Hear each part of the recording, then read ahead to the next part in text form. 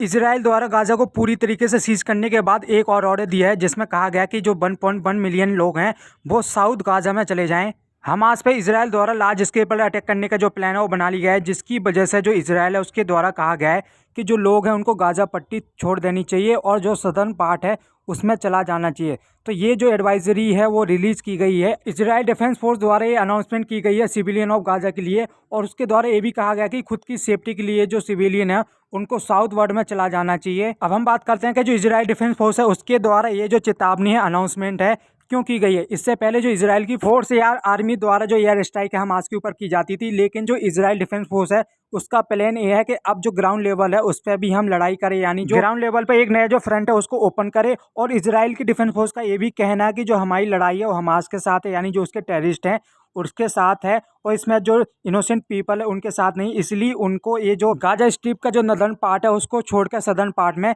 चला जाना चाहिए। जो लोग चैनल पर नए हैं चैनल को सब्सक्राइब कर लीजिए ताकि आपको इस प्रकार की जो वीडियो फैक्ट चैनल पर रेगुलर मिलती रहे और आप भी इस छोटी सी फैमिली का हिस्सा बन सकते हैं। यूनाइटेड नेशन का कहना है कि इजरायली आर्मी द्वारा ये जो अनाउंसमेंट की गई है कि 24 घंटे के अंदर लगभग 1.1 मिलियन जो लोग हैं वो गाजा पट्टी को छोड़कर सदर्न पार्ट में चले जाएं। यूएनए का कहना है कि ये इम्पॉसिबल है और इतने लोग एक साथ डिस्प्लेस कर सकें, और यूएन है उसके द्वारा वार्न किया गया है इसराइल को कि गाजा में रहने वाले जो सिटीजन है उनकी जो कंडीशन है बहुत ही ज़्यादा ख़राब है, और वहाँ पे जो कई सारी इनिशियल रिक्वायरमेंट की जो शॉर्टेज है वो भी हो रही है, और वहाँ पे जो हेल्थ सिस्टम है बहुत ही ज़्यादा डीप चला गया है, यानी बहुत ही ज़्यादा बिगड़ चुका है। और यूनाइटेड नेशन का कहना है कि जो वहाँ पे ह्यूमैनिटेरियन एड है वो नहीं पहुँच पा रही है, और जल्द से जल्द जो ह्यूमैनिटेरियन कॉरिडोर है वो भी बनाना चाहिए ताकि जो लोग हैं उनकी कंडीशन को सुधारा जा सके, यानी इनिशियल चीज़ें हैं वो दी जा सके। क्योंकि वहाँ पे जो फूड है उसकी भी शॉर्टेज है, वहीं बात करते हैं वाटर तो वहाँ पे उसकी भी शॉर्टेज देखने को मिल रही है। लेकिन हमास द्वारा लोगों से अपील की गई है कि वो अपनी जगह को ना छोड़ें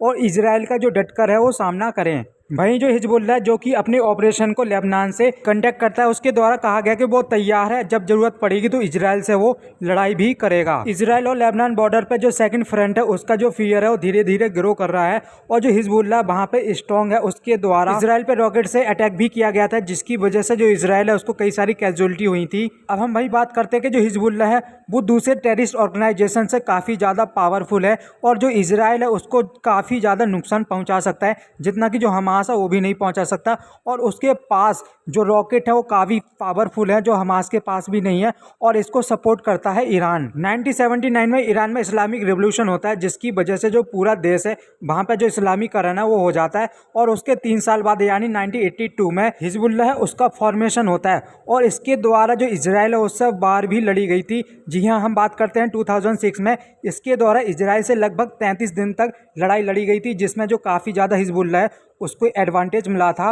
अब हम बात करते हैं सीरिया के बारे में। तो जो सीरिया है वो लेबनान का पड़ोसी देश है, और वहाँ पे कई दिनों से जो सिविल वॉर है वो चल रहा है, और कई सारे ऐसे रेबेलियन ग्रुप है जिनके द्वारा वहाँ के जो प्रेसिडेंट है बशर अल असद उनको रेबेलियन ग्रुप का सामना करना पड़ा है। लेकिन यहाँ पे इंटरेस्टिंग बात यह है सीरिया की गवर्नमेंट का जो सपोर्ट है वो हिजबुल्लाह के द्वारा किया जा रहा है, और उसके द्वारा जो सीरिया वहाँ पे जो रेबेलियन ग्रुप है उनके खिलाफ लड़ रहा है। वहीं हम बात करते हैं इसके द्वारा 2013 में जो इस्लामिक स्टेट है उसके खिलाफ भी उस हिजबुल्लाह के द्वारा जो फाइटिंग है वो की गई है, और जो इस्लामिक स्टेट है उसको एक्सपेंड करने से सीरिया में हिजबुल्लाह द्वारा रोका गया है। तो आप ये देख सकते हैं जो हिजबुल्लाह काफ़ी पावरफुल है, और उसके द्वारा जो सीरिया वहाँ पे एक स्टेबल गवर्नमेंट है वो भी सपोर्ट की गई है, और जो हिजबुल्लाह है वो लेबनान में भी काफ़ी पावरफुल है, और ये भी माना जाता है कि उसके पास बहुत सारे जो फाइटर है वो शामिल है, और यहाँ तक कि जो लेबनान की आर्मी है उससे भी ज़्यादा हो सकते हैं। इसको जो ईरान है काफ़ी ज़्यादा सपोर्ट करता है,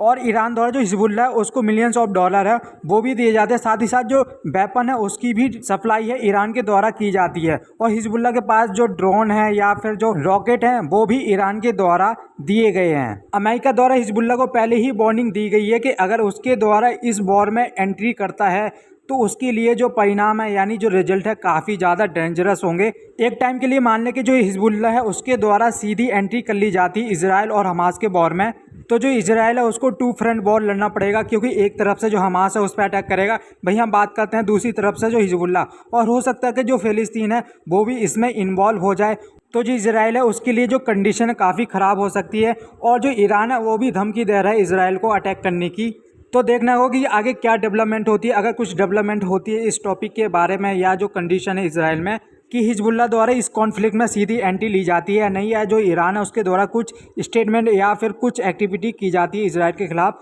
तो मैं आपको एक नई वीडियो के साथ डिस्कस करूंगा। So that is the end of the video. इस वीडियो में इतना ही, मिलते हैं आपको नेक्स्ट वीडियो में। अगर आपको वीडियो अच्छी लगे तो चैनल को सब्सक्राइब कर लीजिए।